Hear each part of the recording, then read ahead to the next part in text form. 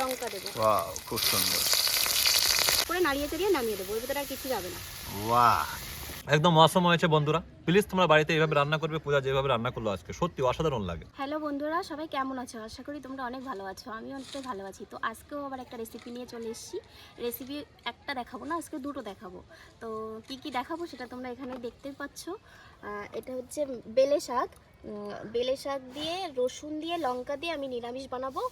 আর এটা হচ্ছে বাটা মাছ এনেছে তোমাদের দাদাভাই। তো এই বাটা মাছ দিয়ে আমি ওলকপি আলু দিয়ে তরকারি বানাবো। তো খুবই সিম্পল বানাবো, কিছুই এমন মশলাপাতি দেবো না। বেলে শাকটাই শুধু রসুন, কাঁচা লঙ্কা, রাঁধুনি সম্বরা দিয়ে বানাবো নিরামিষ।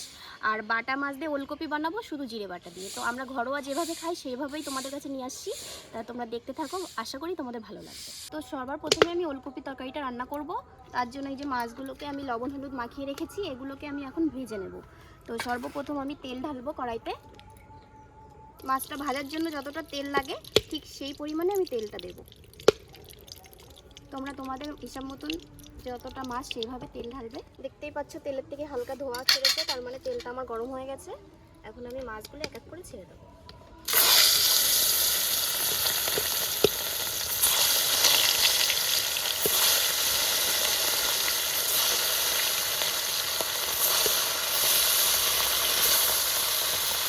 তো মাছগুলো ভাজা হয়ে গেছে, আমি এবার তুলে নেব। দেখতেই পাচ্ছ ভালো মানে একটু হালকা লালচে লালচে করে ভেজেছি, এখন তুলে নেব। এবার এতে আমি প্রথমে মানে ফুলকপি বানাচ্ছি, তো প্রথমে আমি লঙ্কাটা দেব তেলের পরে।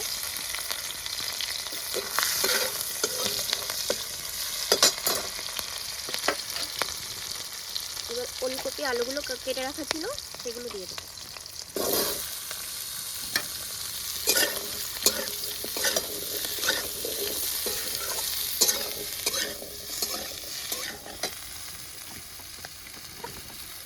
একটু হালকা ভাজা ভাজা হয়ে আসবে তখন আমি লবণ হলুদ দেবো এতে। তো আমি যেমন পরিমাণে নিয়েছি সেরকম পরিমাণে আমি হলুদটা প্রথমে দিচ্ছি। এবার লবণ দেবো।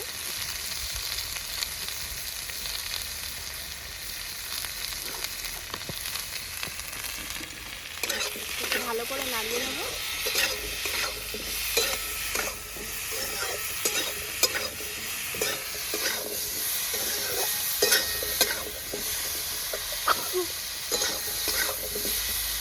এবার একটু আমি ঢেকে দেবো, ঢেকে দিয়ে এক দুইবার নাড়িয়ে তারপর আবার জল ঢালবো। এবার আমি এখানে জল অ্যাড করবো। তোমার দাদা একটু এইসব ওলকপি তরকারিটা যদি একটু ঝোল ঝোল বেশি খায়, তার জন্য আমি জল পরিমাণটা বেশি দেবো। আর যারা একটু শুকনো খাও তারা জলটা অল্প দিতে পারে। তো তোমরা দেখতেই পাচ্ছ ভালো সুন্দর করে টকবক করে ফুটছে। তো এখন আমি মাছ ছাড়বো এর মধ্যে।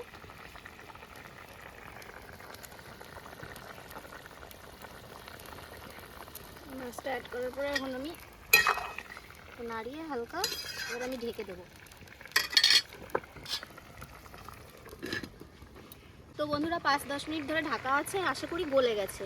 এবার আমি এটাকে ভালো করে দেখবো গলেছে কিনা। হ্যাঁ, গলে গেছে। এখন আমি নামিয়ে দেবো। নামিয়ে এতে আমি জিরে সম্বরা দেবো। তো এখন শীতের সিজন, তোমরা জানো বাজারে ওলকপি ফুলকপি ছাড়া মানে বেশিরভাগই এসবই ওঠে, পালং শাক। তো শীতের সবজি বলতে ওলকপি ফুলকপি আমাদের খুব ভালো লাগে। আর তোমার দাদাভাইও খুব ভালো খায়। এর জন্য আরও আগ্রহ করে তোমার দাদা বললো যে তাহলে চলো আজকে ওলকপি রেসিপিটা বানানো যাক। চলো এখন এটাকে আমি নামাবো, নামিয়ে সম্বরা দেবো। তো আমি আবার সামান্য পরিমাণে তেল অ্যাড করছি এর সাথে সম্বরা দেওয়ার জন্য। তো এতে আমি জিরে সম্বরা দেবো। এবার তেল গরম হয়ে এসছে, আমি এবার জিরে কটা ছেড়ে দেবো হালকা ভাজা হলে।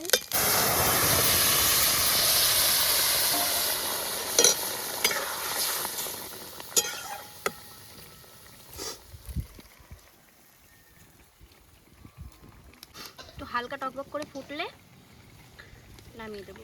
আর তোমরা একটু মাঝে মাঝে দেখো লবণ হলুদ হয়েছে নাকি, একটু টেস্ট করে যদি হয়ে থাকে তাহলে হয়ে গেছে, হয়ে গেলে নামিয়ে দিও। তো বন্ধুরা দেখতেই পাচ্ছ রেসিপিটা আমার হয়ে গেছে। তো এইভাবে তোমরা বাড়িতে ট্রাই করবে, আশা করি তোমাদের ভালো লাগবে।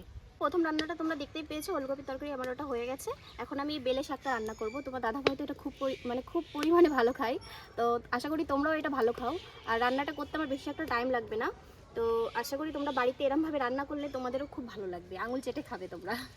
আচ্ছা তো প্রথমে তেলটা অ্যাড করেছি, এখন এতে আমি রাঁধুনি সম্বরা দেবো। তেলটা কিন্তু ভালো করে গরম করে নিবা, নাহলে শাক জিনিস সবসময় নিচে লেগে যায় কিন্তু। এবার এতে আমি রসুন দেবো সম্বরা, লঙ্কা দেবো। ওয়াও খুব সুন্দর। লঙ্কার পরিমাণটা একটু বেশি দিতে হ্যাঁ, হবে। বেশি দিতে হবে। পেঁয়াজ দেবো না, এতে আমি শুধু লঙ্কা, রাঁধুনি আর রসুন। এবার আমি শাকটা দিয়ে দেবো। জালটা কিন্তু আমার একটু তেজই আছে এখন। জালটা সবসময় তেজ রাখতে হবে।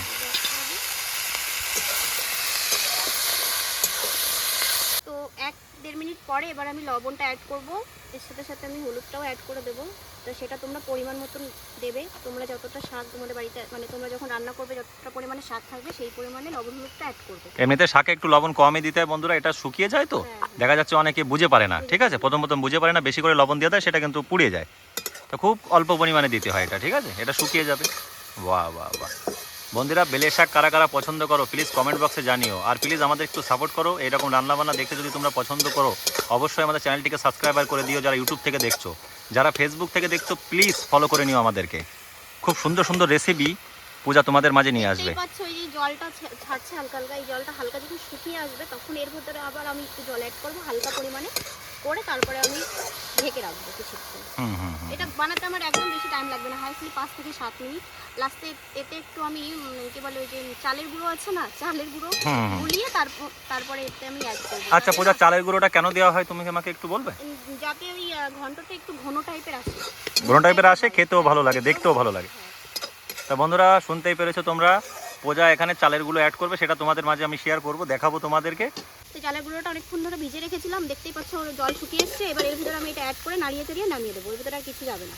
বাহ, এটা একদম বাঙালির দেশি খাবার বন্ধুরা। কারা কারা পছন্দ করো এরকম বেলে শাক প্লিজ কমেন্ট। এর ভিতরে চালের গুঁড়ো অ্যাড করে দিলে, তাই তো পূজা?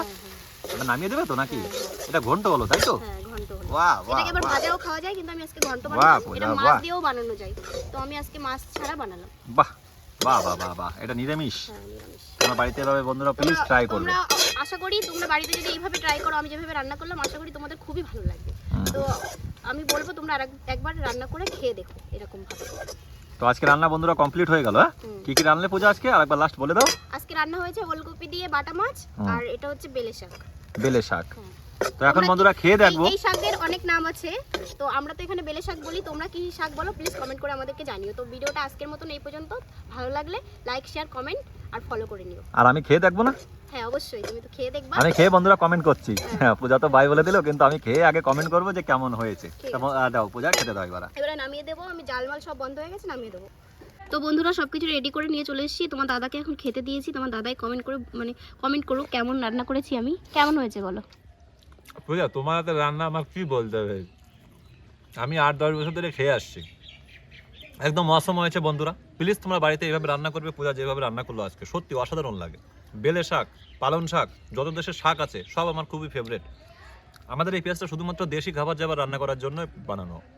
তো অবশ্যই ভালো লাগলে আমাদের চ্যানেলটিকে বন্ধুরা একটু সাবস্ক্রাইব করে দিও। যারা ইউটিউবে দেখছো, যারা ফেসবুকে দেখছো ফলো করে নিও। এরকম দেশি খাবার যাদের যাদের পছন্দ কমেন্ট বক্সে একটু কমেন্ট করে জানিও বন্ধুরা। খুব দুর্দান্ত হয়েছে, দুর্দান্ত, দারুণ, একদম দুর্দান্ত। আমারও খুব ভালো লাগে, তোমার দাদাই যে যেমন সবুজ সবুজ করে ভাতটা মাখিয়ে নিয়েছে, আমারও এরকম কোনো শাক সবজি এরকম সবুজ সবুজ করে মাখিয়ে খেতে খুব ভালো লাগে। তো তোমার দাদা তো বলছে ভালো হয়েছে, আর আশা করি তোমরাও এরকমভাবে রান্না করো, তোমাদেরও ভালো লাগবে। তো আজকের মতন বন্ধুরা ভিডিওটা এই পর্যন্তই, তোমাদের ভালো লাগলে চ্যানেলটাকে ফলো করে নিও। তো বাই।